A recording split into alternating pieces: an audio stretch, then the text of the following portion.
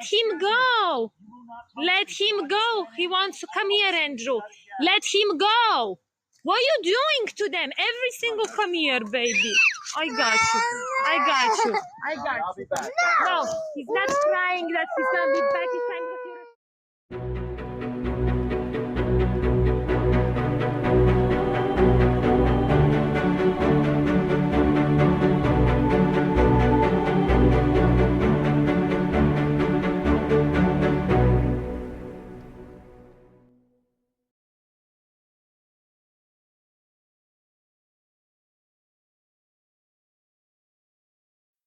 In the summer of 2016, Justyna was embroiled in a bitter divorce and custody battle with her husband, Michael Valva.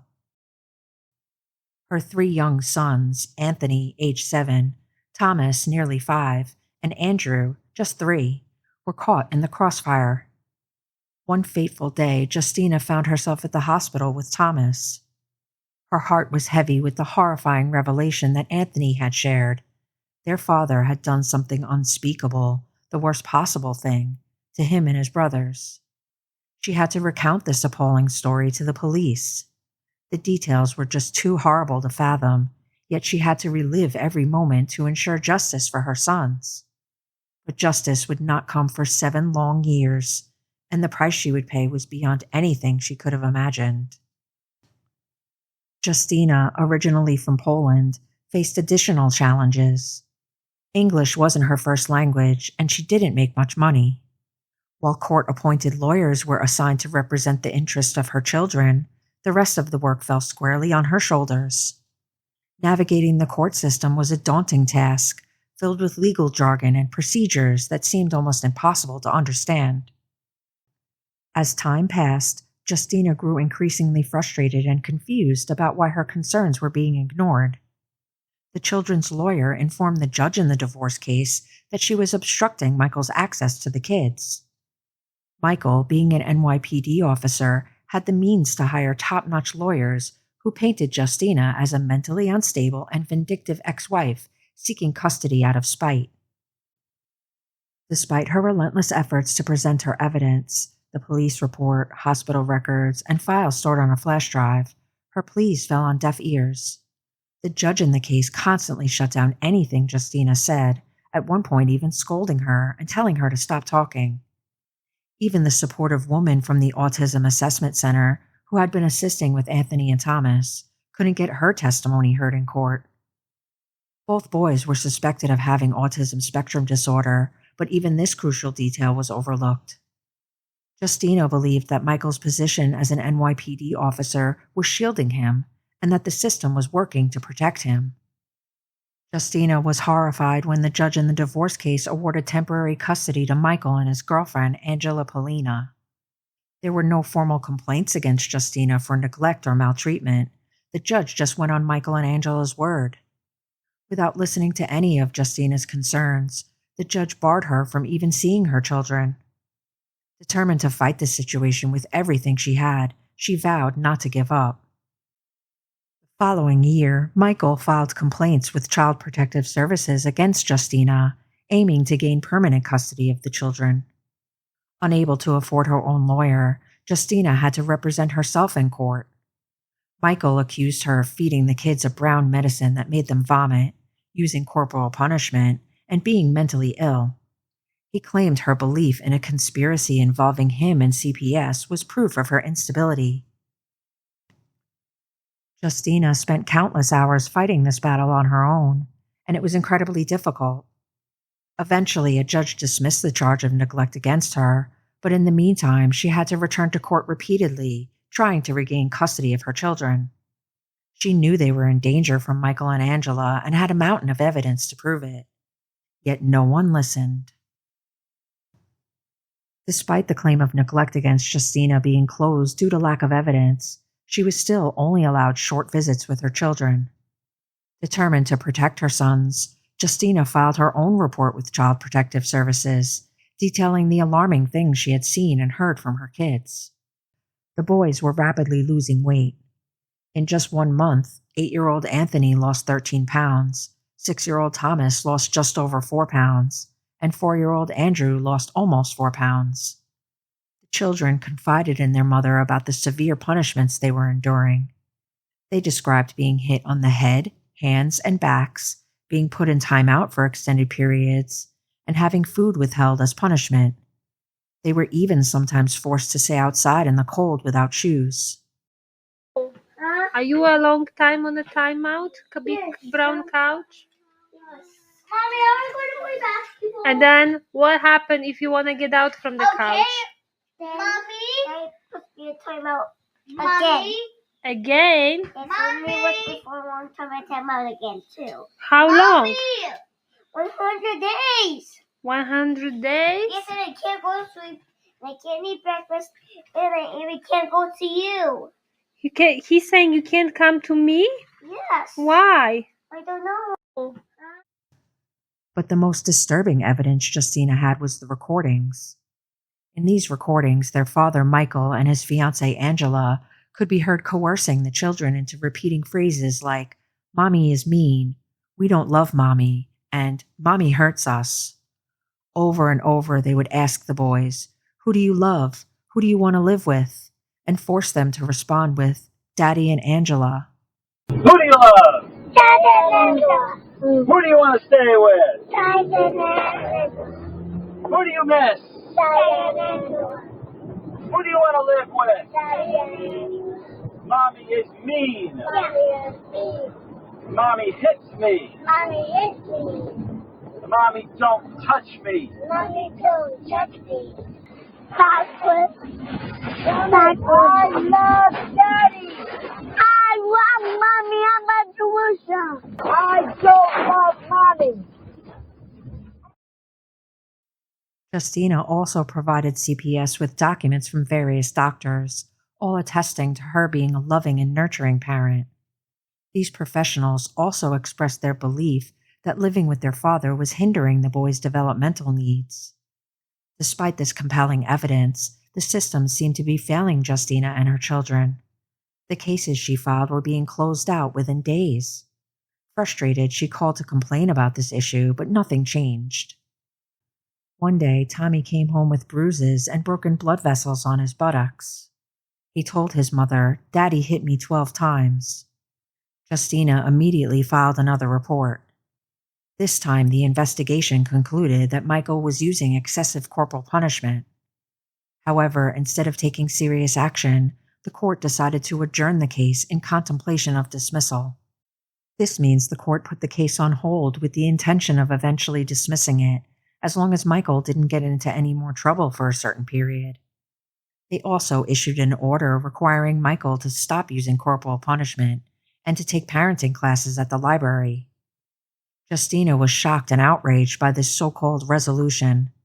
She couldn't believe that such a serious issue was being handled so lightly, and she feared for her children's safety more than ever. Justyna was determined to hold CPS accountable for the way they handled her complaints, especially since she believed Tommy's injuries could have been prevented. She informed them that she planned to file a formal complaint about their handling of the situation. Shockingly, CPS responded by taking immediate action against Justyna. They filed a neglect petition to have her completely barred from seeing her children. Justyna felt this was a clear retaliation for her threat to file a complaint. To make matters worse, Justyna was removed as a point of contact on the case, leaving her powerless to defend herself. The CPS caseworkers began making serious allegations against her, claiming she was drinking, unstable, and violent. These accusations were made without anyone from CPS even speaking to her or visiting her home. Meanwhile, they portrayed Michael's household as a picture-perfect environment. While Michael merely took some library classes and promised not to use corporal punishment, the CPS case against Justyna was brought to court. She was restricted to supervised visits with her children. Thankfully, a couple of months later, she managed to get this reversed. After the judge ordered a hearing on the matter, it was found that the claim of neglect against her was completely unfounded and the county had no evidence. At one point, Justyna had undergone a psychological evaluation as part of her employment, which showed she was stable. The judge, observing Justyna's behavior during the proceedings, also noted that she did not exhibit any signs of instability. He dismissed the claims against her. Furthermore, the judge ordered CPS to investigate Michael after learning there were complaints not just from Justyna, but also from the kid's school. In the United States, schools are required by law to follow mandatory reporting guidelines. School personnel, including teachers, administrators, and counselors, are legally obligated to report any suspected case of abuse or neglect to the appropriate authorities. This system is designed to ensure that any signs of abuse or neglect are promptly addressed to protect the well-being of the children. When the school noticed signs of abuse in Justyna's children, they were required to report these concerns to CPS, which added weight to Justyna's claims. Oh, Mommy. Guys, you know that's not true, right? You always can hug mommy, kiss mommy, and tell mommy what? That you love mommy and miss mommy, right? Right. Yeah. What's gonna happen if you tell me that you love me and miss me and you give me kiss and a hug? What's gonna happen? I don't know what's gonna happen. Then Daddy's gonna put me outside. The school reported several alarming concerns about the children's well-being. The children had lost a noticeable amount of weight and were always asking for food. This was particularly evident with Tommy. His special education teacher said he would scarf down food very quickly and that he even ate off the floor and out of the garbage. She also noted that he was sent to school in a wet pull-up and had been instructed by Michael and Angela not to go to the nurse.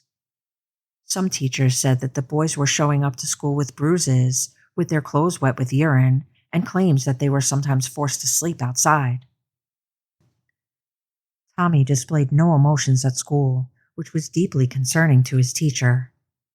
She believed that Michael and Angela didn't understand the extent of Tommy's autism support needs.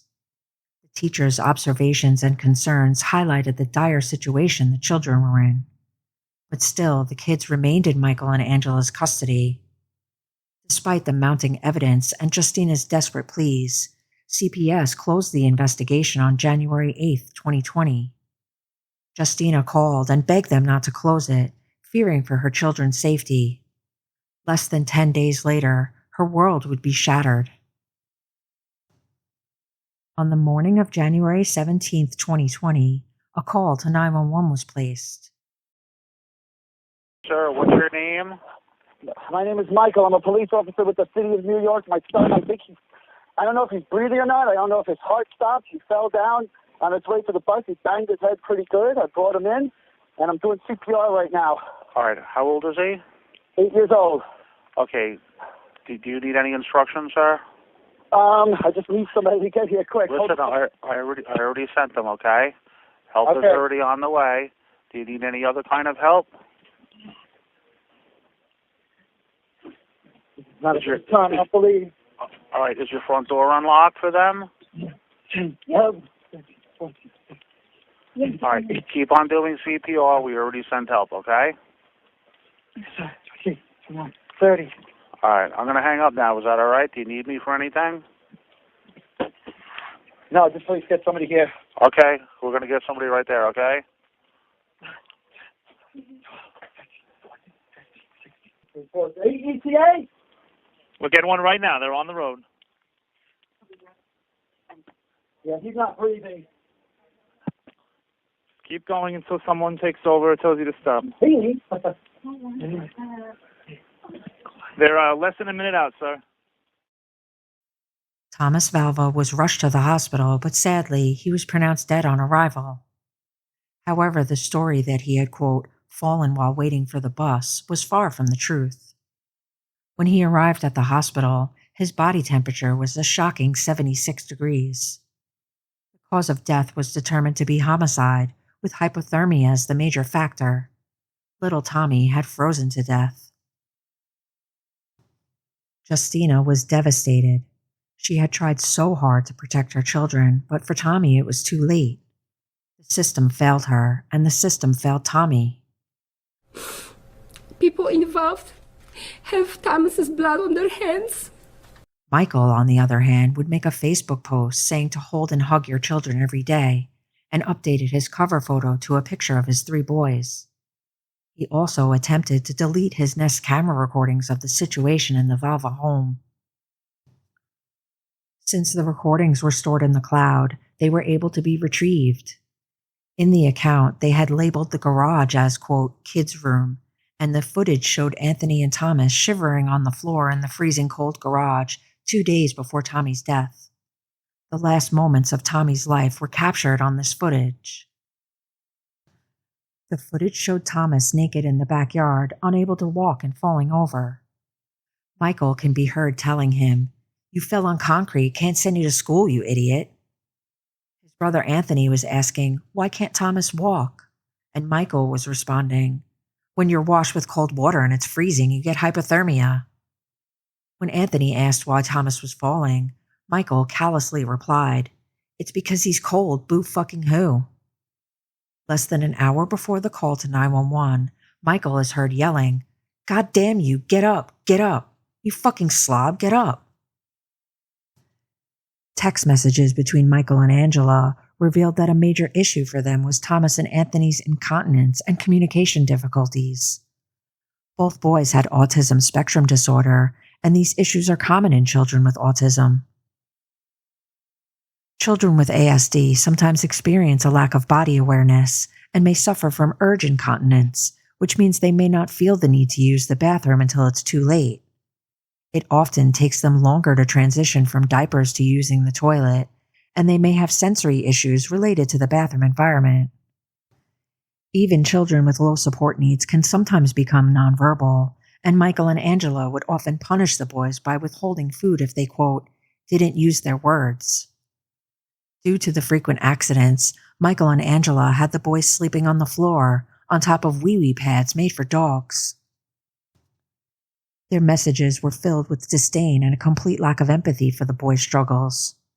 These messages highlighted just how little they understood or cared about the needs of children with ASD.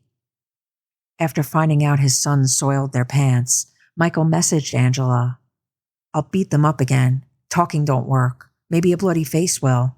He already peed, no problem. I'll be kicking his ass again. Tell them I'm going to kick their ass again. Like I said, I'm going to hit them with a belt." He would say that he was going to, quote, put them out in the snow, and that, quote, "I will beat them until they bleed. When I get home, I'm going to fucking handcuff him." Reading these messages, it's clear that Michael and Angela's treatment of the boys was not just neglectful, but outright abusive. Instead of providing the necessary support, they responded to these challenges with horrible, awful cruelty. Angela and Michael were arrested a few days later, and both were charged with second-degree murder and 4 counts of endangering the welfare of a child. The trials were separated, and each of them tried to paint the other as the dominant person in the household. Michael claimed that he was under financial strain and that he was afraid to leave Angela because they lived in her house. He said it was Angela's idea to put the boys in the garage as punishment for urinating and defecating in the house. He insisted that he never wanted Thomas to die. Angela, on the other hand, admitted to being an awful parent to the boys, but argued that she wasn't the actual murderer. Justyna, as part of her documentation of the earlier abuse, had financial documents that showed large deposits coming into Michael's accounts. While these were not used as evidence at the trial, they suggested that Michael's claims of financial strain were likely exaggerated. In fact, Justyna claimed that these deposits were payments for the perpetration of a different crime, the trafficking of the boys. We're talking about the deposits ranging from $30,000 to $130,000 a month coming from unknown sources. Valva said she worried her sons were being sexually abused after one told her this story in 2016. Just they're being recorded naked with the black camera. A psychologist working with her surviving sons reported that their drawings and therapy sessions revealed they had suffered through the worst types of abuse, which were filmed and sold to people. Additionally, people allegedly paid to participate in the abuse. The boys drew pictures of themselves bound and in cages with recording devices pointed at them and described the abuse to their counselor. Justyna believed that the abuse was part of a government plot to protect a child exploitation ring and that her claims of satanic ritual abuse and trafficking of the children were proven on the Nest footage but covered up. It's possible that her religious beliefs or the political climate of the area influenced her claims of conspiracy. However, what is known for certain is that, at best, Suffolk County CPS failed miserably, and she tragically and needlessly lost her son to abuse and neglect. The jury in Michael's trial found him guilty on all 5 charges. He faced a 25 to life sentence for the murder of Thomas. Similarly, the jury in Angela's case did not hesitate to find her guilty of all 5 charges as well, and she faced the same sentence. Justyna, disillusioned and exhausted by the court system that had failed her and her children so profoundly, chose not to attend either trial. In the aftermath, Justyna regained custody of Andrew and Anthony. However, the victory was bittersweet. While she was relieved to have her surviving sons back, the loss of Thomas was a wound that would never heal. The system had failed them all, and for Thomas, it was tragically too late. Michael and Angela both received the maximum sentence of 25 years to life. The defense had requested a lower sentence for Michael, emphasizing his career in law enforcement. However, the court was unmoved by this argument. In a tearful statement, Michael said, "My actions were neglectful and abusive to my boys, resulting in the tragic death of Thomas." He continued, "Your Honor, I accept your sentence, as I have already sentenced myself to a lifetime filled with extreme regret, remorse, and grief." Your Honor, first I want to express to you and everyone involved in this case, so I am truly sorry. I am regretful, ashamed, heartbroken, and grief-stricken, standing here before you, having contributed to the death of my son Thomas. I love Thomas with all my heart, as I still love Anthony and Andrew. Never in my worst nightmare would I imagine being responsible for Thomas's death. The judge who sentenced Angela delivered a powerful statement. "My only regret, Miss Paulina, is that they don't have a garage there, with no mattress, blankets, or pillows, nothing that belongs in a bedroom. So that's where you could sleep for the rest of your life. That's where you deserve to be for the rest of your natural life."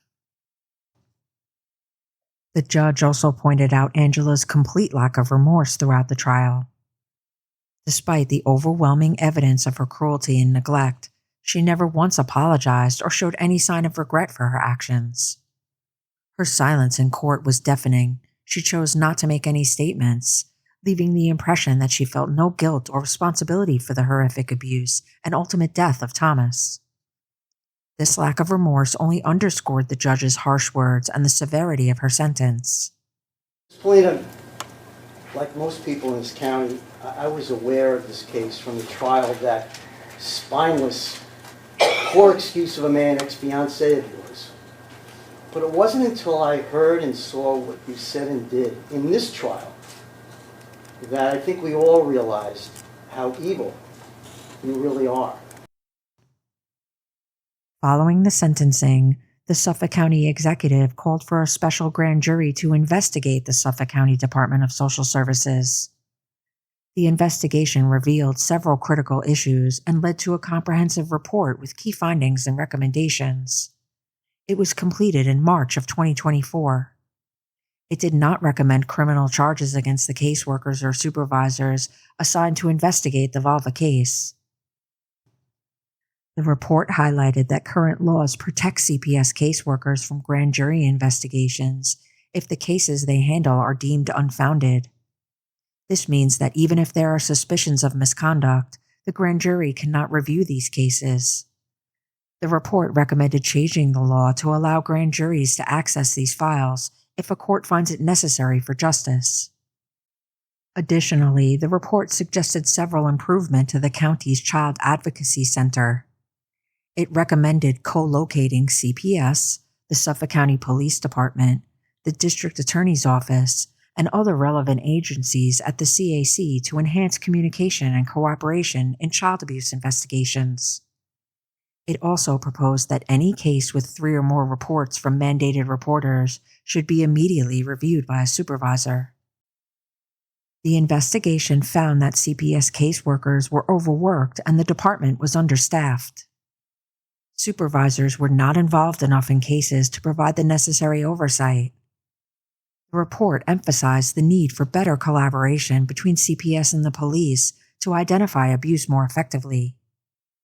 It also criticized the CPS Human Resources Department for not handling disciplinary actions properly and failing to evaluate employees annually.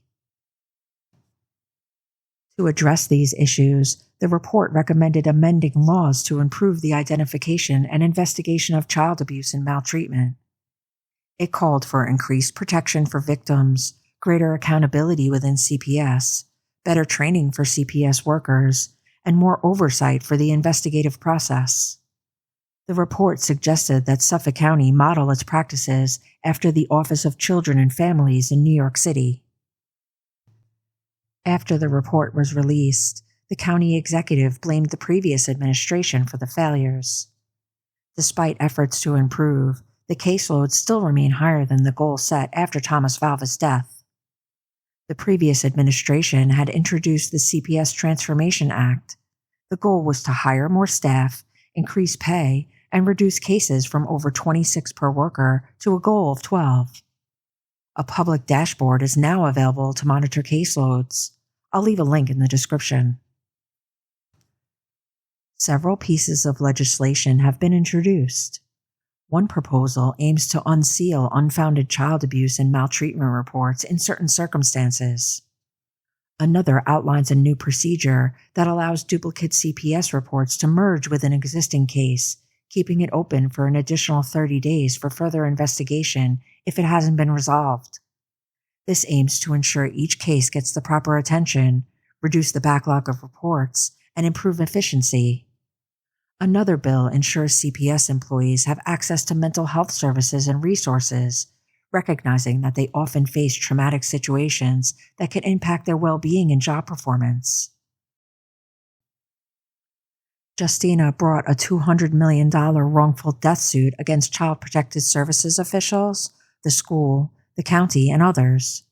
She was offered a $3 million settlement from Suffolk County but rejected it, and the lawsuit is still pending. Justyna maintains that her children suffered satanic ritual abuse and believes that the ring involved is still operating today. The tragic death of Thomas Valva has left a lasting impact on the community and highlighted significant flaws within the child protective system. Despite the sentencing of Michael and Angela, the fight for justice continues as Justyna seeks accountability through her lawsuit. Efforts to reform CPS and introduce new legislation are ongoing, aiming to prevent such tragedies in the future. While the road to justice and systemic change is long, the memory of Thomas serves a powerful reminder of the importance of protecting our most vulnerable children.